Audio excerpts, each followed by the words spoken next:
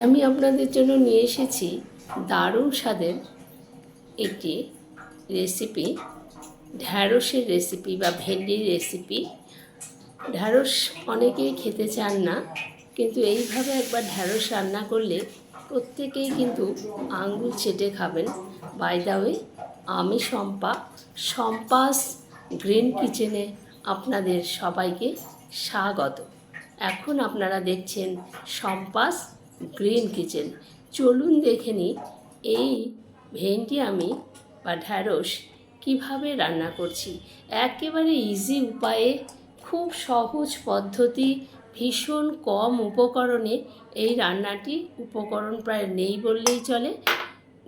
নিয়েছি কাঁচা লঙ্কা কুচি, চাট মশলা, পেঁয়াজ, এটা রিং রিং মতন করে কেটে নেব। আর নিয়েছি ঢ্যাঁড়স, রয়েছে তেল, সর্ষের তেল, সেটাও খুব কম পরিমাণে। আমি ঢ্যাঁড়সগুলো ভালো করে ধুয়ে নিয়েছি। আমি নুন মাখিয়ে খানিকক্ষণ রেস্টে রেখে দেব। বিশ্বাস করুন, এইভাবে যদি একবার ঢ্যাঁড়স রান্না করতে পারেন, বাড়ির প্রত্যেকে আঙুল চেটে খাবে। একেবারে তেল মশলাহীন এই রান্নাটি দুর্দান্ত সুস্বাদু হয়। রেস্টুরেন্টে আপনি যদি ঢ্যাঁড়সের কোনো আইটেম খেতে চান, অনেকটা এভাবেই রান্না করে দেন তারা। আমি খেয়েছিলাম বলেই এই পদটি আমি তৈরি করলাম। আমি রেস্টে রেখে দিলাম এই ঢ্যাঁড়স 15 মিনিটের মতো। তারপর খুব ভালো করে জল দিয়ে ধোবো এগুলোকে। ততক্ষণে আমি পেঁয়াজগুলো কেটে নিচ্ছি। আমি চপবোর্ডে একটি পেঁয়াজ নিয়ে নিয়েছি। দেখুন, পেঁয়াজ কেটে নিচ্ছি, রিং রিং করে নেব পেঁয়াজগুলোকে কেটে। আপনারা যে কোনো শেপেই পেঁয়াজ কাটতে পারেন। আমি রিং করছি বলে আপনারাও রিং করবেন এমন কোনো কথা নেই, ঠিক আছে? তো এই রকম রিং রিং করে কেটে নিচ্ছি। আপনারা যে কোনো শেপে পেঁয়াজ কেটে নিতে পারেন, একেবারে ঝিরিঝিরি করে চপ করে নিতে পারেন।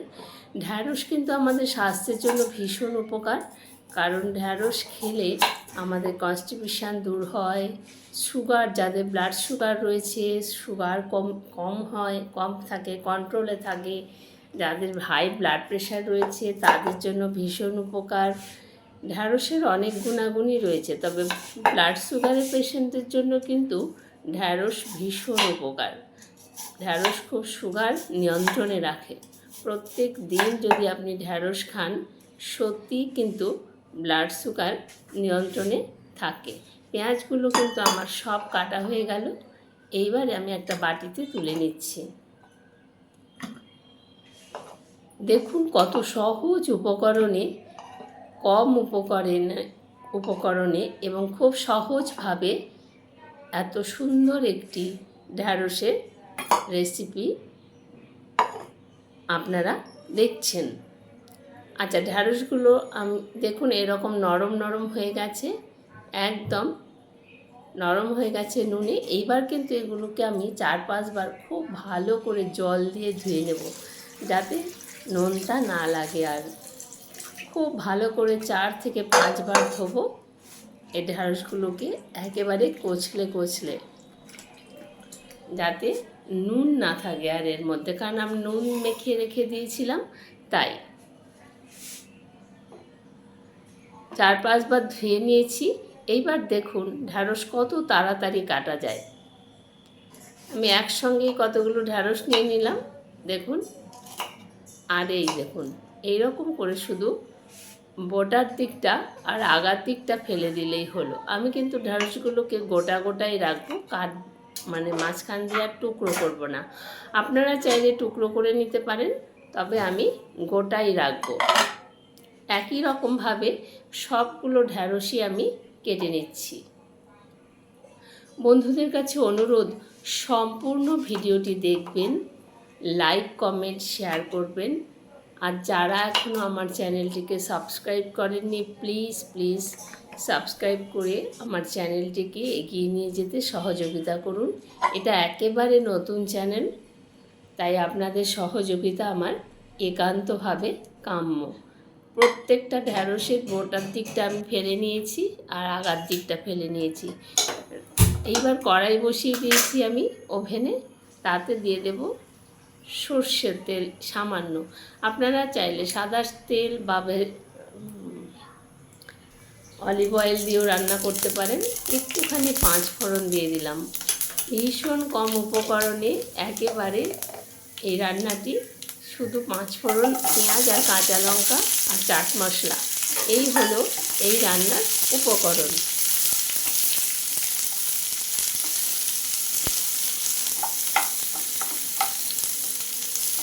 পেঁয়াজগুলো আমি নেড়ে চেড়ে একটু ভেজে নেব।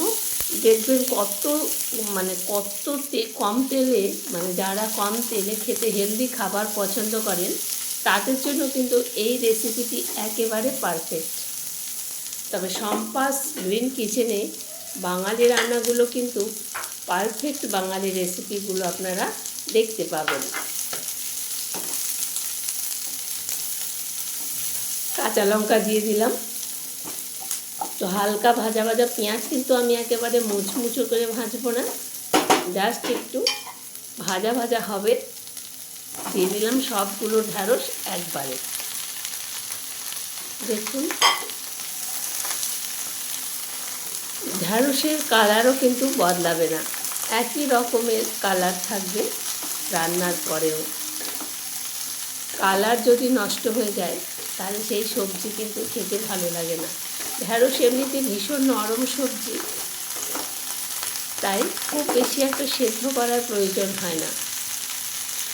অল্প করে লবণ দিয়ে দিলাম, যেহেতু চাট মশলা দেবো, কারণ চাট মশলায় অনেকটা লবণ থাকে।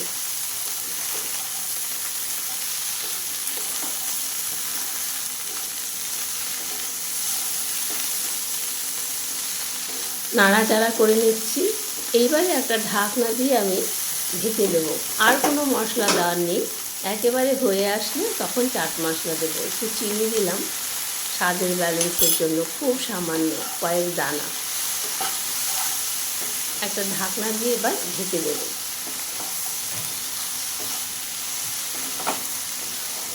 এতে ঢ্যাঁড়সের পুষ্টিগুণ, খাদ্যগুণ দুটোই বজায় থাকে এবং ঢ্যাঁড়স খেতে যাদের অপছন্দ, একটু একটু আঠা আঠা ভাব বলে, তারাও কিন্তু এই ঢ্যাঁড়স খেতে খাবে। হয়ে গেল। দেখুন ঢ্যাঁড়সের কালারের কোনো কিন্তু পরিবর্তন হয়নি, একই রকমের রং রয়ে গেছে। আর ঢ্যাঁড়স কিন্তু সেদ্ধ হয়ে গেছে অলরেডি। একটু নাড়াচাড়া করে মিশিয়ে নিচ্ছি।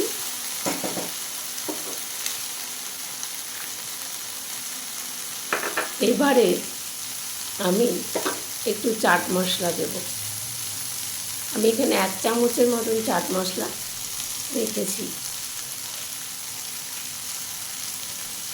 আর কোনো মশলা কিন্তু এর মধ্যে আমি ব্যবহার করিনি। দুর্দান্ত লাগে রুটির সঙ্গে, পরোটার সঙ্গে। এই রকম ঢ্যাঁড়সের রেসিপি কিন্তু অসাধারণ লাগে। ঢ্যাঁড়স রান্না কিন্তু রেডি হয়ে গেছে। এবার আমি একটি সার্ভিং প্লেটে আপনাদের সার্ভ করে দেখাচ্ছি। দেখুন কত সুন্দর ঢ্যাঁড়স রান্না হয়েছে। যেমন সুন্দর কালার রয়েছে, তেমনি খেতে কিন্তু অসাধারণ। আপনারা বাড়িতে অবশ্যই একবার এইভাবে ঢ্যাঁড়স রান্না করে দেখবেন। যারা ঢ্যাঁড়স খেতে পছন্দ করেন না তারাও কিন্তু ঢ্যাঁড়স আঙুল চেটে পুটে খাবে। তাই বন্ধুদের কাছে অনুরোধ করছি, সম্পূর্ণ ভিডিওটি দেখবেন, স্কিপ না করে। লাইক, কমেন্ট, শেয়ার করবেন। এই চ্যানেলটি একেবারেই নতুন, তাই সকল বন্ধুদের সহযোগিতা আমার একান্তভাবে কামনা করছি, কারণ আপনারা সহযোগিতা না করলে চ্যানেলটিকে আমি এগিয়ে নিয়ে যেতে পারবো না। দেখুন কত সুন্দর ঢ্যাঁড়সের রেসিপি হয়ে গেল, কত সহজ পদ্ধতিতে এবং কম সময়ে, কম উপকরণে। আপনারা বাড়িতে একবার অবশ্যই ট্রাই করবেন। দেখুন খেতে যেমন সুন্দর, দেখতেও কিন্তু তেমনই সুন্দর হয়েছে। আপনারা সকলে ভালো থাকবেন। অসাধারণ একটি রেসিপি আপনারা বাড়িতে অবশ্যই ট্রাই করবেন। নমস্কার, আপনারা এতক্ষণ দেখছিলেন শম্পার রান্নাঘর। সবাইকে ধন্যবাদ।